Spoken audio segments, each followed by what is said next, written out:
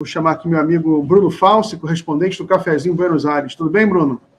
Ô Miguel, boa tarde, tudo bem? É um prazer estar aqui no Jornal da Fórum com você e saludar também aos ouvintes e telespectadores que nos assistem aí, aqui ao vivo de Buenos Aires, diante do Congresso Nacional, aqui atrás de mim, onde está sendo debatido diariamente o futuro da Argentina, né?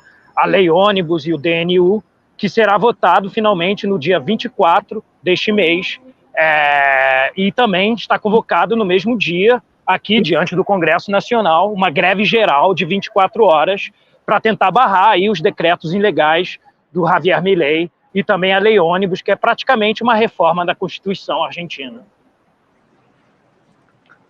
Muito bem. Bruno, eu conversei com um jornalista aqui argentino há alguns dias e foi duro, porque ele falou que os preços já estão aumentando muito, aumentos assim estratosféricos, né? Porque você... Como é que a população está reagindo a isso? Como é que você está sentindo a atmosfera econômica aí? Então, a situação econômica aqui, apesar das promessas do Milei, das falsas promessas do Milei, ele enganou a todos, né? O governo dele é da casta, ele disse que ia sancionar a casta, e quem é a casta, na verdade, para ele é o povo argentino, né? A inflação perdeu o controle, ela é a maior dos últimos 30 anos na Argentina, e além de ter essa explosão de preços no país, né, o Milei decretou com o DNU o corte dos subsídios do Estado. Para ter noção, por exemplo, os ônibus aqui, o transporte público, ele é subsidiado pelo Estado, e com corte já subiu 3 vezes o preço já subiu 300% em menos de um mês, né? E isso se dá em vários setores da sociedade, né? A luz, o gás, são tudo subsidiados pelo Estado. Então, ao mesmo tempo que você tem uma inflação galopante, a maior dos últimos 30 anos, você tem um congelamento dos salários e o corte dos subsídios que beneficiam principalmente a classe trabalhadora do país. E isso deu que 60% do salário argentino hoje, o poder de compra do trabalhador diminuiu 60%. Ou seja, o trabalhador que recebia 200 mil pesos, hoje esses 200 mil pesos são equivalentes a 100 mil pesos. E isso em apenas o espaço de um mês, né? A questão é desesperadora. Você vê isso claramente nas filas de supermercado, inclusive há filas gigantescas para comprar gás de cozinha em lugares em que oferecem preços mais baratos, né? Aqui há pouco tempo teve uma doação de comida, de alimentos, né? Moradores de rua têm crescido muito, o desemprego também aumentou muito, porque com o DNU o Milei decretou o fechamento de muitos estatais e um enxugamento total do Estado, e isso levou a muitos empregados públicos a serem demitidos. A Argentina tinha, antes do Milei, um pleno emprego, né? Apesar dos salários não serem tão altos, quase todo mundo aqui tinha emprego, era considerado pleno emprego, e isso também foi perdido em um espaço apenas de um mês.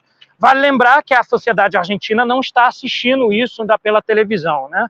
O Milei assumiu no dia 10, poucos dias depois, já se preparando para o que ele ia fazer, a Patrícia Bullrich, que era então candidata à presidência pela direita, do Juntos por el Cambio, hoje é ministra da Segurança do Milei, um dos ministérios mais importantes, que é para reprimir os movimentos sociais e o povo que vai se revoltar contra essas medidas. Ela lançou um decreto proibindo os movimentos sociais e os manifestantes de fecharem ruas. E logo em seguida ao lançamento desse decreto, os movimentos sociais saíram às ruas e ocuparam as ruas e fecharam as ruas, e mostraram para esse governo que flerta com o fascismo, que quem manda no poder, na verdade, é o povo organizado. E logo em seguida, né, isso foi 10 dias após o Milei assumir o poder, no dia 20, o Milei lançou esse decreto, DNU, à noite, na calada da noite, para tentar, enfim, não atiçar os movimentos sociais. Isso deu um efeito totalmente não esperado por ele, né? Se reuniram aqui milhares de pessoas, inclusive a manifestação espontânea que houve aqui no dia 20, 21 e 22 foi muito maior do que a manifestação planejada da posse do Milei, né? Reuniu milhares de pessoas aqui, sem serem convocadas por ninguém, foram autoconvocadas, vieram aqui bater panelas, e quase que diariamente, às 19 horas, tem tido manifestações aqui, né? Ontem foi o pessoal da cultura, anteontem também teve o pessoal da cultura, fecharam as ruas, fizeram apresentações de arte aqui. Os setores da sociedade, a todo momento, se organizam e vêm aqui puxar manifestações para irem mobilizando para a greve geral do dia 24. Será uma greve de 24 horas, o qual iremos cobrir, estaremos cobrindo aí ao vivo pelo cafezinho, e também me disponibilizar, se o Jornal da Fórum quiser, e entrar ao vivo aqui, porque exatamente às 5, 6 horas será um momento de extrema tensão aqui no dia 24. Mas é isso, seguimos aqui atento, Miguel. E vale lembrar também que uma das coisas mais graves do presidente Milei em relação ao DNU e à lei ônibus é que ele declara emergência pública, ou seja, ele retira o poder exatamente do que está atrás de mim aqui, do Congresso e do Senado, e se declara rei do país, podendo anunciar qualquer medida sem necessitar a aprovação do Congresso ou do Senado. E ele também sugere, né, praticamente um estado de sítio, uma das medidas, é que qualquer pessoa, manifestante ou pessoa ou indivíduo que ouse fechar uma rua para se manifestar contra o governo será punida com 3 anos de prisão, né? Entre outras medidas, né? A suspensão de aposentadorias, a privatização de empresas públicas, a diminuição da representação política de mulheres, a suspensão do aborto legal,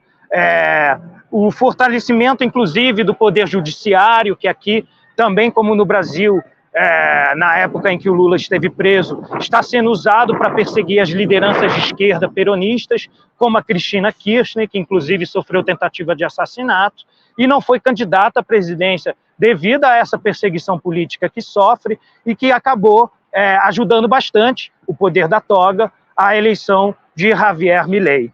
A situação aqui é cada vez mais grave, tanto econômica quanto política, e mobilizações são esperadas nos próximos dias. Vale lembrar também que a aprovação do Milei despencou nos últimos dias, né? Ele assumiu, ele tinha cerca de 60% de aprovação, e hoje o governo dele tem pouco mais de 40% de aprovação.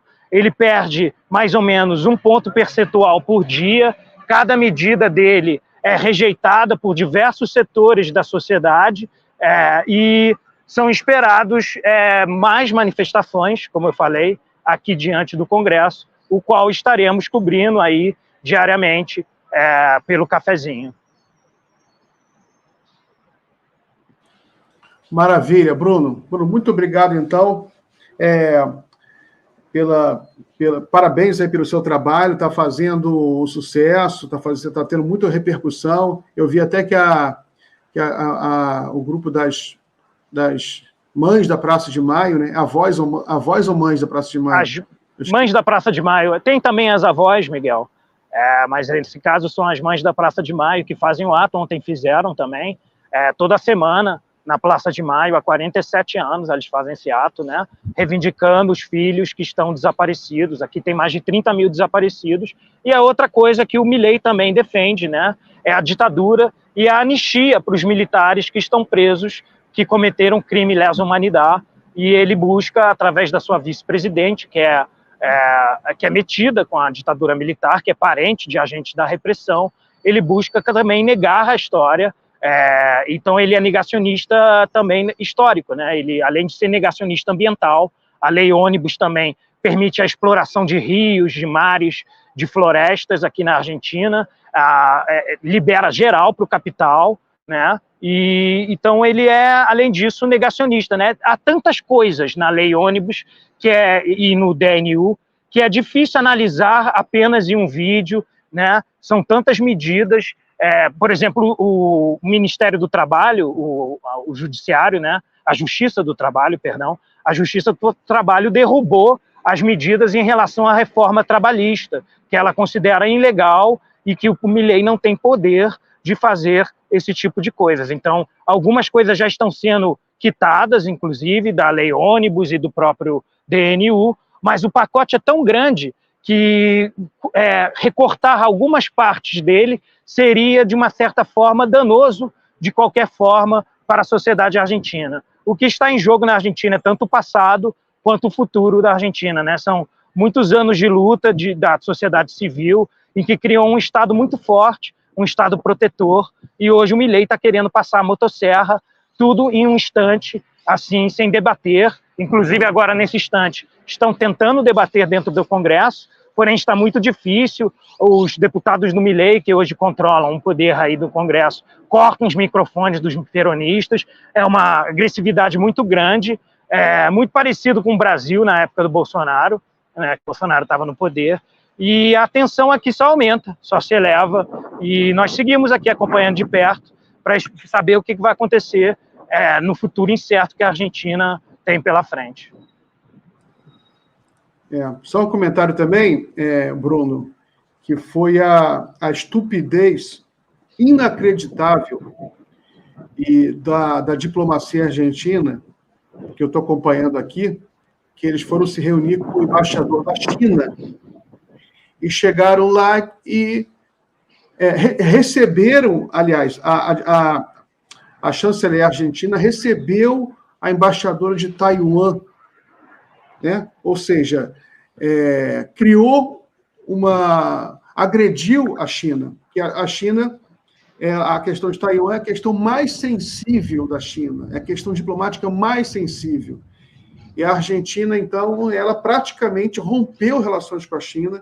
Você tem notícias que a China, inclusive, já começou um processo de substituição de importações, deixando de comprar da Argentina para comprar de outros países. O Brasil é o mais beneficiado, mas eu não queria isso, eu sou brasileiro, a gente não quer isso, a gente não quer substituir nenhuma coisa da Argentina, a gente quer que a Argentina cresça, mas a falta de noção do governo Milei está produzindo isso. O pessoal tem falado sobre isso?